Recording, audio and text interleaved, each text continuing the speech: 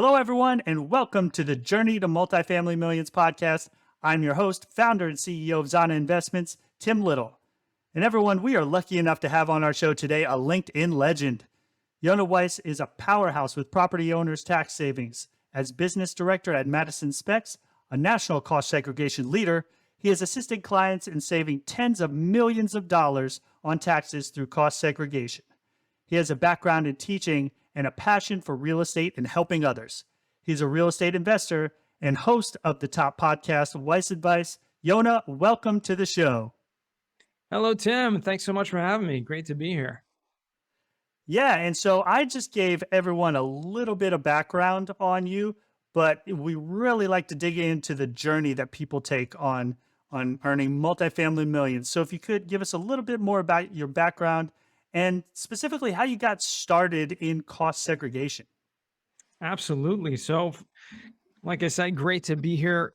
I've been involved in the commercial real estate space for about 6 or 7 years now. But before that, I was a teacher for many years. And that's always been my passion, which, if you don't know, actually shines through a lot in many of the podcasts that I'm on. So I appreciate the fact that I'm able to take that background of mine, something that I am passionate about, and continue it in my everyday work today. But I did dabbled around in a few different areas of real estate before I found this niche of cost segregation and started working for this company, Madison SPECS, the biggest national cost segregation company. And since I've been doing that for about 5 years now, just been able to network with and meet and engage with thousands, literally, of incredible people throughout this space, specifically the multifamily space, which has led me to become more active, both passively investing in a lot of deals, as well as actively being involved, most recently on the apartment investment syndication stage as well. So it's been an interesting journey. Definitely still, I see it still at the beginning in a lot of ways, but I love the fact that I'm able to help people on a daily basis with this tax strategy called cost segregation. Yeah, and we'll certainly talk about your personal investments a little bit later. But if you could go into a little more detail with people who aren't familiar with cost segregation, what it is and how exactly does it save investors on their taxes? So it is a weird name that the IRS gave to this tax strategy that allows you to take depreciation at a faster rate than the normal rate. Okay, so depreciation is a tax deduction that every single real estate investor or owner, whether you are a business person who owns a property or you are a full-time, part-time investor, doesn't matter. You're able to take this tax deduction called depreciation. Now, I say it's called depreciation because it's not really the fact that your property is going down in value, like the name, like the word means. Rather, it's a borrowed term that the IRS has given to a tax deduction that allows you to deduct the value of the property over a 27.5-year period for multifamily or residential properties, or over a 39-year period for other types of commercial properties. The interesting thing is this starts over every single time the property is acquired by a new owner. So it's not intrinsic to the actual, lifespan of the property. It's totally subjective to the owner. So if you buy a new property, you get to start that clock of 27.5 years over. So that's why depreciation is such a powerful tax savings tool, because literally you can write off almost the entire value of the property over that 27.5-year period. What cost segregation does is it breaks down the cost, segregates the cost, if you will, or breaks down the property into different components that depreciate on different schedules or faster schedules, essentially allowing you as the owner to take bigger tax deductions upfront in the first year or over the first few years, pulling from that pool of potential deductions instead of waiting, and taking a little bit each year over 27 years. You actually can pull from that pool of potential deductions and take a huge lump sum upfront.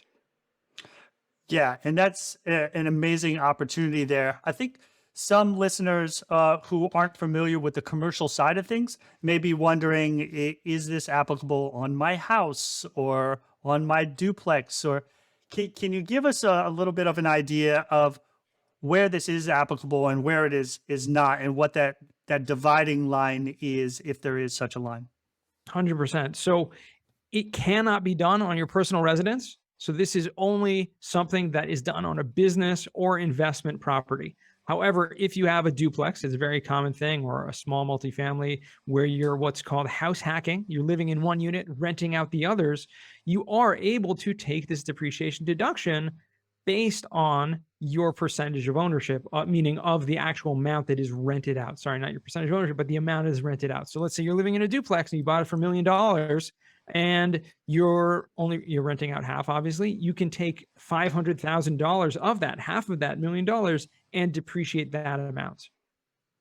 Okay. And so I guess, is there a return on investment or cost benefit analysis? It would probably be the better word for it, to determine, hey, does this make sense for me to do based on the obvious, there's going to be costs associated with doing a cost segregation analysis. Absolutely. So yeah, this is something that we always do up front, which is to provide a free feasibility analysis, a free estimate, if you will, that will allow you to know upfront, before you even start, what the potential tax savings would be for any property, as well as what the cost of getting something like this done. So a free analysis we always provide to everyone. And it's certainly part of the educational process, and which is incredible. I mean, Tim, I guarantee you that some people listening to this was like, this is fascinating. This is the first time I've ever heard of this thing called cost segregation. Well, you're not alone. Believe it or not, the majority of people I talk to have never heard of cost segregation. And that's why I find having this educational component to it, and really using my skills as a teacher to explain these difficult tax concepts. People hear taxes like, oh no, I don't want to hear taxes. It's too complicated for me. But the truth is, as a real estate investor, like Rich Dad Poor Dad says, you need to understand finances. You need to understand at least basic accounting. And that's what I try to do. I try to make it very simple and basic. So again, the main reason why people don't do this is simply that they don't know what it is.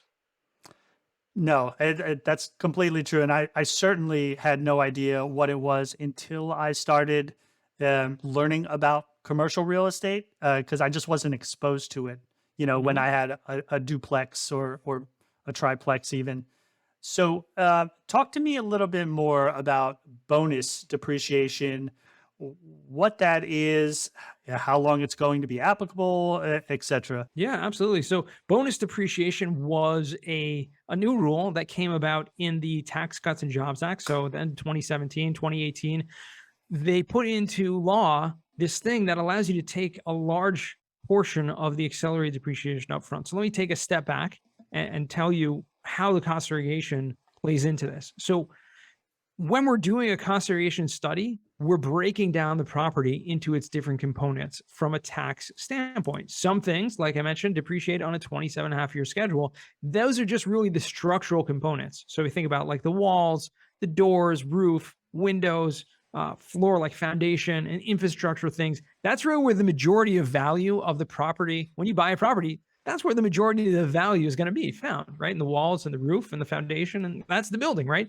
But you have a lot of things that are interior that are non-structural, and all of those things, the IRS says, depreciate on a 5-year schedule, meaning you can take the value of those components over a 5-year period as opposed to lumping it together over that 27-year period. As well as outside the property, you have something called land improvements. That's anything that is on top of the land. So land itself does not depreciate, but the land improvements do, meaning landscaping or pavement, concrete, fencing, anything that is outside that is on top of the land. The value of those things depreciate over a 15-year schedule. So bonus depreciation, getting back to your question, says that anything that depreciates less than 20 years, which essentially is everything that we're going to identify with a cost segregation study, we can now take that value upfront in the first year, 100% of that as a tax write-off. So to illustrate the power of what that means, let's say you bought $1 million property, Tim, and you were going to be taking just straight line regular depreciation like every accountant knows to do, and divide that up by 27.5 years. That means you're going to be taking approximately about $30,000 a year as your tax deduction. Okay. Well, comes cost segregation and says, we're finding about 25% of that property is going into these 5-year or 15-year categories, right? It's not just structural stuff. There's other stuff in there. Now I can take, let's just keep it simple and say $200,000 as a deduction over a 5-year period. Well, that's basically doubling or tripling the amount of my $30,000 deduction that I would have taken. Comes bonus depreciation and says, no, no, no, don't just double, triple it. You can take that full $200,000 this year as a tax deduction. So this is one of the probably biggest things that has happened over the past several years to contribute to the growth of real estate, I believe, to the growth. The reason this was introduced, all of the things in the Tax Cuts and Jobs Act was helped to, spur the economy and, having more money by not paying taxes to reinvest that into more properties, more things in the economy, creating more jobs. That has done more, I think, for the industry than anything else. Now, correct me if I'm wrong, but isn't that set to expire pretty soon, like within the next year or so? I can't remember exactly, but hopefully you can help me there. That is correct. So this 100% bonus depreciation, like I said, was introduced in 2017 and was set in the books to be in full force until the year 2022, this year at the time of the recording. Starting in 2023, it's going to phase out by 20% each year, meaning in 2023, you can take 80% bonus depreciation, meaning you can take 80% of those accelerated deductions that year. And then the remaining 20% you can still take over those faster, 5 and 15-year schedules using the cost segregation method. And then, like I said, 20% each year until 2028. Currently, as it's written in the law, there will no longer be bonus depreciation. But as we know, things do change, and we're all hoping and praying that they will reinstate the 100%. At least that's what we're hoping for. Sure, absolutely. And so I guess some passive investors may be listening and say, "Hey, that's great for the owner, but what's in it for me?" So why don't you talk a little bit about that? How those tax savings are passed on to the passive investors? Absolutely. The depreciation is passed on to investors based on their percentage of ownership. So to keep it simple, let's say you have 10 people who come together and buy a property together. Okay? Each one of them is going to get 10% of the overall depreciation. It gets a little more complicated maybe when you have limited partners and general partners and maybe have 100 investors or whatever it is. But the point is that everyone gets a certain portion of depreciation based on their percentage of ownership. So if you own 2% of a property through a syndication, then you're going to get 2% of that total depreciation. If it winds up being, $1 million of bonus depreciation going to the whole group in the first year, so you're going to get $20,000. That's the 2%. So just to keep it simple, that's how it works. Now, what can you do with that depreciation deduction? That's a different question. And I think that's how it's going to affect the passive investors in a different way, potentially, than it will the active investors or the syndicated general partners who are really full-time real estate professionals. And that is, simply put, is that depreciation is considered a passive deduction, which passive income from your rentals or from any real estate income that's coming in is treated as passive income. It may not necessarily be passive, and you don't have to be a passive investor for it to be called passive income. That's just how the IRS treats income produced from real estate or rental properties. Okay. And it's put on a Schedule E, a different schedule from your normal W-2 or your Schedule C income. The way that this works is that any income coming from that, and not to get too complicated with tax stuff, but if you make money from your rental properties or from your investments, the depreciation can be used to offset that. Meaning, let's say you made $10,000 from your real estate investments and you got a $10,000 deduction from the depreciation. That means you will pay zero taxes on that income. So how it affects the passive investor is essentially that during the life of ownership, if the owners do a cost segregation study, usually within the first 5 years, you will have little to no income tax whatsoever on any money made from that property. So there's pretty much, as far as I know, very few, if any, types of investment vehicles that you can get returns, meaning cash flow, and actually not even pay tax on that.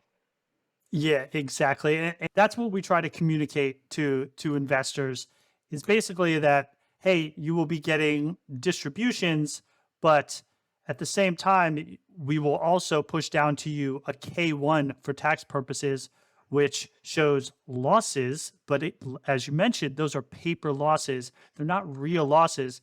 And oftentimes, those can offset in part, and in some cases, completely, any of the distributions that you've received. Now, once you exit a deal and you have a huge capital event where you're giving them a large chunk of money, it may not remove that. But then again, then that's when you talk about this strategy more than tactics. Then you start talking about, hey, maybe you should invest in another property that has, a cost segregation analysis so that you could wipe out that taxable event. But I am not a CPA and I don't want to go too deep into that, but there are ways to mitigate the tax implications of even an exit on a deal. 100%. Absolutely. And this is not necessarily, tax advice for you, but you should definitely consult with your own accountant and your own tax advisors. But what Tim's saying is absolutely right. There are ways to make sure that with the proper investment strategy, you can continue investing and pay little to no income tax. And I think that's one of the ways that the rich just get richer. I mean, it sounds cliche, but it's true. Through real estate investing and not having to pay taxes on the income from those investments is a way to just create more wealth by continuing to reinvest those returns and et cetera. Yeah, and I think you made a pretty good case for cost segregation and how it could be beneficial for owners, passive investors. And one of the questions that I've gotten is, what are the risks of depreciation recapture? And again, acknowledging that neither of us is a CPA, what can you tell us about that? And again, how can we deal with that if it is something we can deal with? Absolutely. So depreciation recapture is a tax that is found when you sell a property. Anytime you sell a property, there is a capital gains tax if you made a profit on the sale, but there's also what's called recapture tax, which is an unrealized capital gain, meaning you've taken depreciation deductions over the life of ownership. Now you are going to be subject to a tax on the sale based on the amount of depreciation taken, right? Whether you do cost segregation or not, that is a tax everyone is subject to, right? So the IRS isn't just giving away free money and necessarily just telling you, yeah, you can take all these deductions and never have to pay the piper.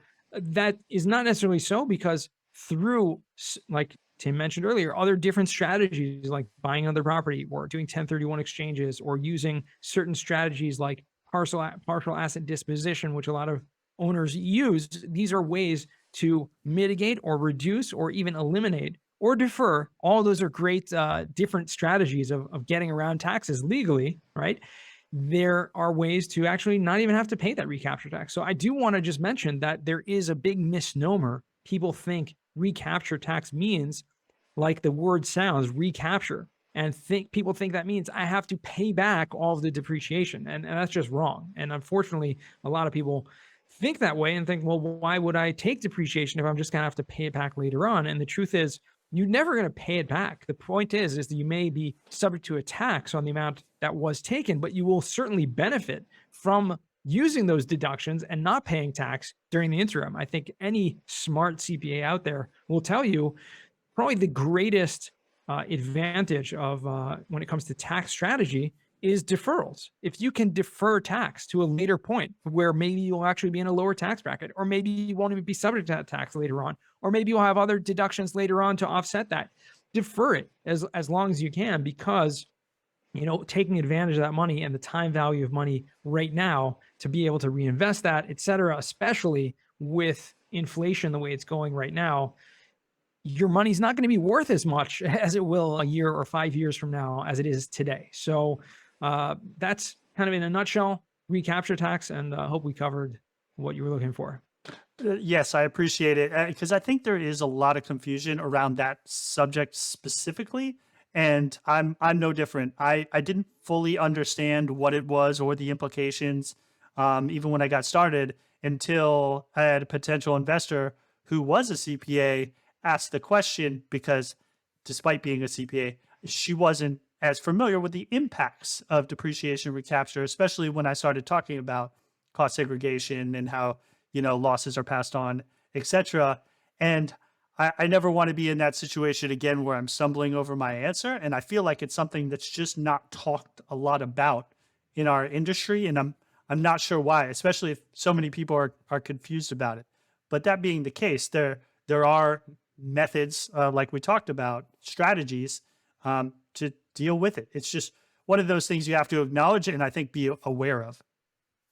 100%. Yeah, there's a lot of confusion around it. And to your point about the CPA who may not know about this, that's not speaking disparagingly about the CPA. I mean, this is very intricate, kind of real estate focused, specialized taxation. And so if you are a general practitioner, right, you're going to know all the basic things you need to know. But going into the specifics, you need to have a specialist who, focuses on that. So and I come across it every day. So not a problem.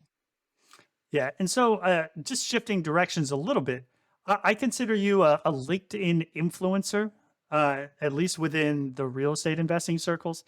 So I'm wondering, how long did it take you to get there? And what are some of the strategies that you've used in order to raise your profile, raise your brand, and become so well known, at least within the LinkedIn community? I started becoming active on LinkedIn, having very little or no experience in social media at all. And it was around the time about 5 years ago when LinkedIn had kind of transitioned to becoming from what it used to be for many years. And I had an account for, 10 years prior, a place where you put your resume and a place where headhunters or, people like that were looking for, to hire people, and you could connect with old classmates or old, college roommates or whatever. And it was kind of a weird website, right? That's what LinkedIn was. And it was a place where people posted a lot of news about their industry and stuff like that, but it wasn't a social platform. That changed a lot with content creation becoming more centered or in LinkedIn about, like I said, about 5-6 years ago. And that's right around the time when I noticed it by accident, basically, that I kind of stumbled upon LinkedIn because I was looking up information about people and like, okay, I'm trying to cold call people and you want to just verify this is the right person. And LinkedIn kept coming up in Google searches as like the top results. We're like, okay, well, let's look there. This looks like the same person,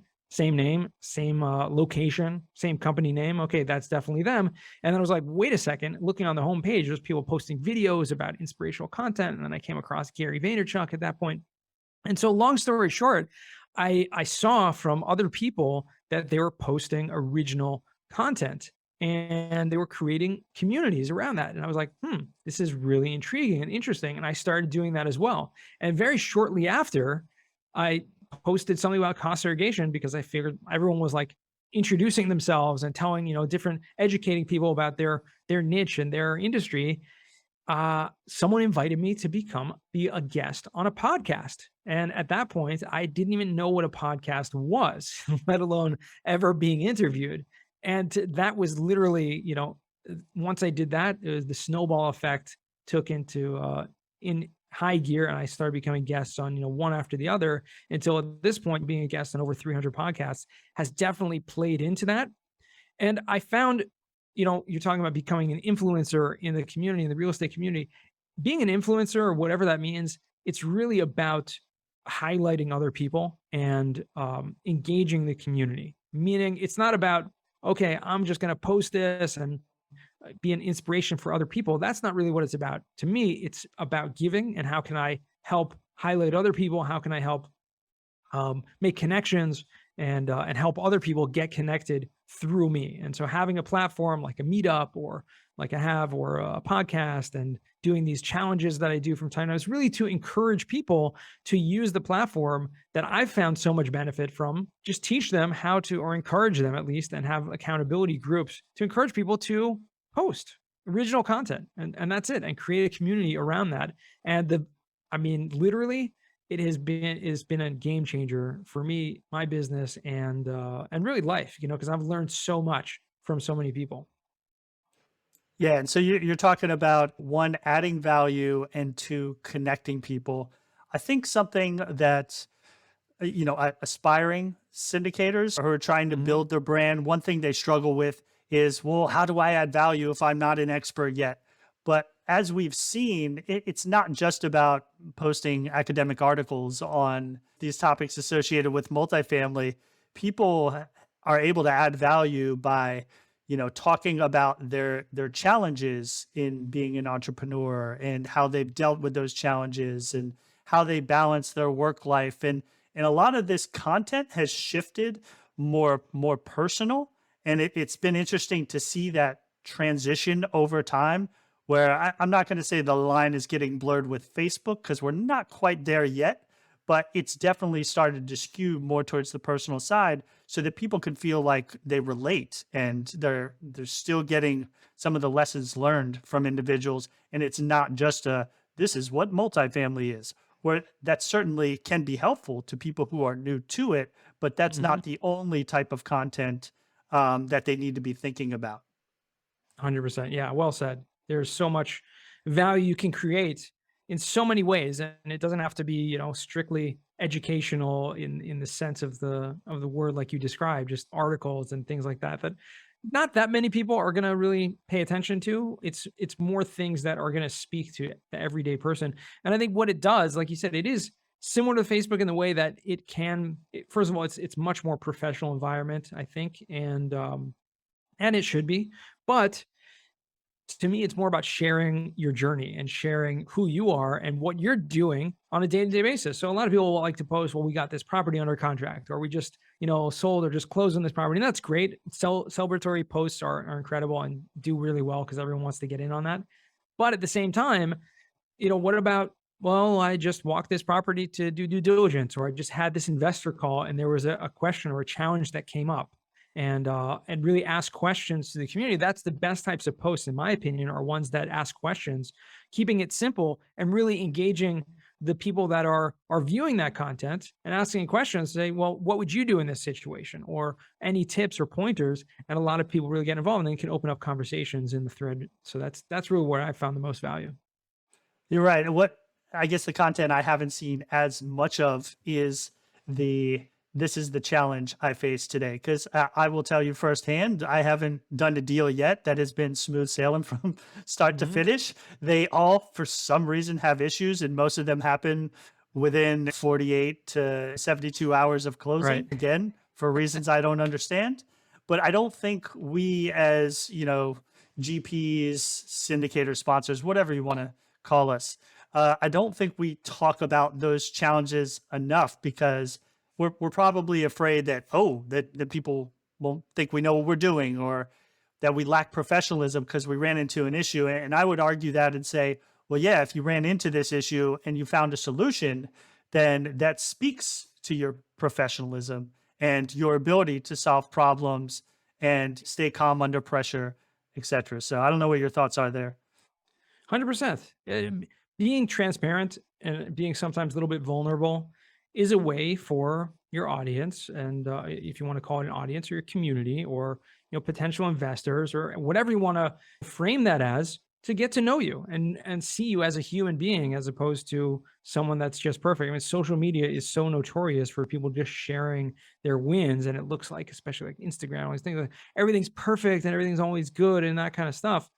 But we're all humans, we're all people, we all have struggles, we have challenges, and being upfront and transparent about that, I think is always going to be beneficial. Obviously, you don't have to necessarily share like all your bad and negative thoughts and feelings and stuff if you have them. I would refrain from that. But again, being transparent and open, especially about challenges that come up with a property, that happens to everyone. Like you said, Tim, every single property has its challenges, and I think recognizing that and dealing with it and going through it is, I think, is probably more important than trying to downplay it. And that goes for investor relations also. Like I mentioned earlier, I'm invested in a lot of several deals as a limited partner, and you get the monthly updates or whatever. You get emails sometimes daily, I mean, right? But you get these monthly update emails, and it's great to see the transparency of certain operators where they're saying, we had this issue come up, and this is what we did, and this is how we dealt with it, or et cetera, or we are dealing with it right now, we haven't dealt with it yet, or whatever it is. I so much more enjoy seeing that than not seeing anything whatsoever. Right. And I think it's funny because one of my most popular posts was the one where I talked about how I had a tenant arrested in my triplex. And Mhm. and even if it hadn't happened to other people, they were intrigued and they're like, "Oh, but what if that does happen to me? I have a rental property." So they're curious to know, what did he do in that situation. It certainly wasn't fun for me. It's kind of funny in retrospect, but at the time I wasn't laughing. And Yeah. I certainly, you know, but besides the stress of having to deal with it, there's also the financial loss of, okay, I lost a tenant. He obviously Mhm. didn't pay for a few months, all of that. But people were, I think, able to genuinely learn from that post, but they also found it entertaining in the same way a train wreck is, you know? So I was glad I was able to add that value. And then to your point about transparency in dealing with operators dealing with their passive investors, I think that's crucial because if you're getting these updates that are all rainbows and butterflies, hopefully that's the case. But then again, if something does happen, I want to know about it. Yeah. That's fine. I expect you to be a professional and deal with the situation. I just want to know what happened. Exactly. Essentially, I mean, the passive investors are the owners of the property, essentially, for all intents and purposes. I mean, the general partners are really the managers, more or less. Yes, they may have equity stake in it, and if they have invested their own capital in it, they're also partial owners. But the investors are the owners, so there should be as much transparency as possible. If people don't want to read it, they don't have to read it. But like putting it out there, I think is essential. Yeah, and I'm in the military, and one of the things that I tell my folks on their initial counseling is bad news does not get better with time. Please just tell me if something went wrong, how you're going to fix it, and then we Mhm. can move forward from there. Right. So you talked a little bit about your investing. I'd like to learn more about that. What are you doing in terms of on the passive side and then on the GP side of things? As time went on in the business, seeing tons of people making it in multifamily and learning so much about financial independence and reading all the books that everyone's suggesting to read over the years, and thank God, making some money, decided to put it to the test and just put it in some deals. I didn't have a tremendous amount of capital at the time, but I figured may as well put in whatever I can.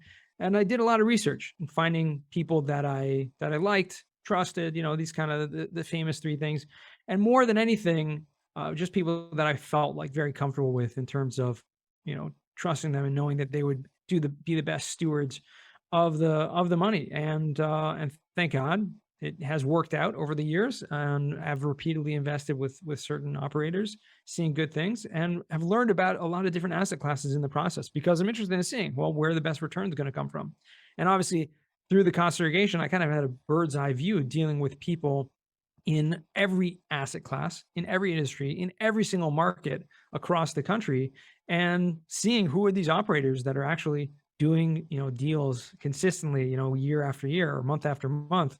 I kind of hope I chose wisely in some of those people. And because of that, just learning like, well, if they can do it, I can do it as well. And so that's led me to more of the active role, which I'm still fully, full-time, the cost segregation king, the guy doing that full-time. And we're still, Madison SPECS is still the largest national company doing that. But me personally, I'm trying to bring on more assistants, more people that can take a lot of workload off me so I can put more of my time towards the active role in terms of the capital raising side of the business, which I believe that's kind of my skill set. The education obviously is a huge component of that. And so just using my skill sets and figuring out how I can get a bigger piece of the pie, really. Yeah, and I have to imagine that exposure that you received, in your job, your W-2 has been Mhm. invaluable in terms Huge. of transitioning into the syndication side of things because you've been exposed to so many different assets, so many different deals, and you just see it every day. 100%. It's incredible. I mean, and learning about people, and I speak with hundreds. I mean, literally over a couple thousand probably people at this point, and people are doing deals all the time. So people ask me all the time, "Oh, there's a recession now. Are you seeing a slowing down?" I'm not seeing any slowing down. I see people every single day buying real estate and figuring out ways to make creative deals if they need to. But people who are in the real estate business and understand the value of real estate and the returns that it can bring to them or to their investors are going to figure out ways to make it work and figure out ways to find deals, maybe come up with creative strategies, creative financing, all kinds of things. But you can cut the pie, any which way you want. they're going to get it done. And those are the successful operators. Those are the people that I've been acquainted with and been blessed to really have part of my network. So it has really been incredible. Yeah, you can find deals and you can make money in any environment. This one included, recessionary included. It's no different. You may have to be a little savvier. You may have to do a little more homework, dig into the numbers, but the deals are definitely out there. Well, this has been great, but I want to move on to the turbo round. So let's start off with the first question. What is one red flag every investor should look out for? And that can be a passive investor or an active investor. I would say from a passive investor standpoint, the biggest red flag for me is something that we just talked about. It's just people not sharing the bad, okay? Not sharing the bad. There's always going to be bad, but kind of hiding it or covering it up. And you see this a lot on social media. I mean, you can kind of, for me, the position that I'm in, I can see through a lot of times when there's these folks that are posting a ton of content, and we're the best and we're closing this deal. And then when you're able to peel back the onion a little bit and maybe talk to some people who have invested passively in their deals, it's not all sunshine and rainbows, like you said. So that's the biggest thing for me, the lack of transparency. Absolutely. And what is a myth about this business that you would like to set straight? So I'm going to take this question into the cost segregation realm, this business being cost segregation, because it has to do with real estate as well. And there's so many misconceptions. We covered a couple of them, especially with the recapture tax. But another big misconception is that, and I'll hit on two. One is that you can only do this on huge commercial properties. And that's a big misconception. I mean, I see this consistently being done even on smaller single family properties, like, $200,000, $300,000 purchase prices and up is really beneficial and can be, you can get a lot of tax benefit there from it. So that's one big misconception. And what does success look like to you? Success to me is living, to my fulfilled life, which is helping other people. I mean, that's the ultimate why I believe I'm brought to this world for, and we're all brought to this world, is not to just focus on yourself. Obviously, we have to become great, good people and do what's right in our everyday life, but going out of your way to help other people. So if I can introduce one person to another, connect another person, or go out of my way to help someone every single day, that's a successful day. Yeah, that's great. Hey, Yonah, this has been great. I know I've certainly appreciated you coming on and educating all of us on cost segregation and giving us a little bit more of your background.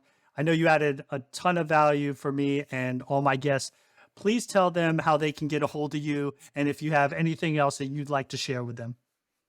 Well, you can find me on LinkedIn, as we mentioned earlier. That's definitely the best place. And make sure to mention that you listen to this podcast and send me a little note. Don't just hit the follow button because I won't even know who you are. Hit the connection button, okay? And if you don't know how to do that, check out my profile. And I actually had a post recently about that, and you can find it somewhere. Anyways, hit that connection button, send a little note saying you listen to this podcast. Happy to connect with you there. Or you can go to YonahWeiss.com and learn more about everything else I'm doing. Yeah, awesome. And that's definitely a little pro tip there for all the LinkedIn users who get confused with the connect versus follow. All right, well, we'll have all your information in the show notes. Again, I really appreciate you coming on and look forward to seeing you doing big things on your journey to multifamily millions. Thanks again, Yonah.